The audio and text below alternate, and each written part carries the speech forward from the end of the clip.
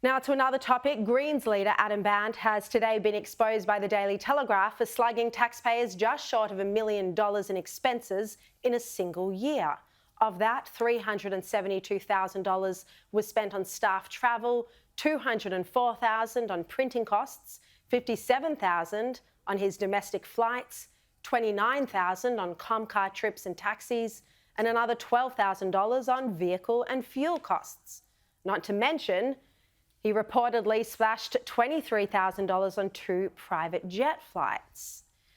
All of this from someone who supposedly cares about climate. Joining me now to discuss, Sky News host James Morrow and former Speaker of the House, Bronwyn Bishop. Great to see you both.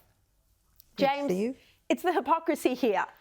You know, they would be up in arms, the Greens, if anyone put something in the wrong recycling bin, but private jets, massive carbon footprint, and all at taxpayer expense. And I mean, this is part of a series of stories that my colleague James Willis has been breaking here at the Daily Telegraph about the expenses of some of these Labour and Green politicians, which is just unbelievable. But I think, you know, with somebody like Adam Bandt and the Greens, what we're really talking about here is somebody who, because they believe, Sharri, that they're saving the world, that the rules don't apply to them. So therefore, you know, it doesn't matter if it's not a good look for them to take a couple of chartered flights. Everybody else is condemned and we're not supposed to take a flight for holiday. But you know, they're okay because he's doing it with his heart in the right place. It's like the old nomenclatura in the Soviet Union. You know, the elite, the party bosses were allowed to do what they wanted in travel and, you know, first class and have caviar. Everybody else had to suffer for the revolution.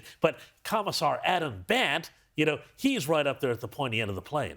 Bronwyn, what do you think about this? I mean, we are also seeing some political hypocrisy here. Obviously, Labor went after you, but, you know, they firstly tried to hide their travel expenses. They didn't publish it in the usual fashion. There was no transparency. And now, you know, they've got nothing to say when they're out there splashing taxpayer funds on private jets themselves. There's one rule for socialists and one rule for everybody else.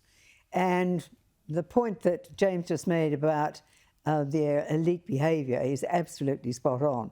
And it's straight out of Animal Farm, isn't it?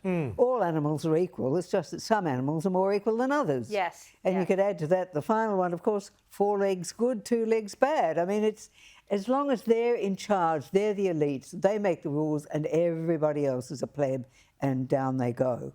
So we've got to expect that nothing will happen. Nothing will happen to any of them because they believe that one rule for socialists and one rule for everybody else. But I think Adam Bandt is quite special with his $23,000 on 2 chartered flights because it pollutes the air, it doesn't. Well, you would think so. But, James, I mean, there's also a bit of a media protection racket around all of this. The Daily Telegraphs and the other News Corp tabloid papers are reporting this strongly, but where's the Fairfax or the ABC papers following up the story? Well, I mean, you know, certainly the ABC, for one, always has an agenda about the narrative and protecting their side. I mean, you called it out perfectly in your discussion about Paul Barry in your editorial about Laura Allam. But, you know, this is part of the broader thing. There is a narrative. There's a protection racket, as you say, for particularly Greens politicians, but also I think, you know, with certain members of the press, or the Labour government overall, and the Albanese government. You know, it's like, we don't really want to push too hard on these sorts of things, lest we give the opposition a stick with which to beat them.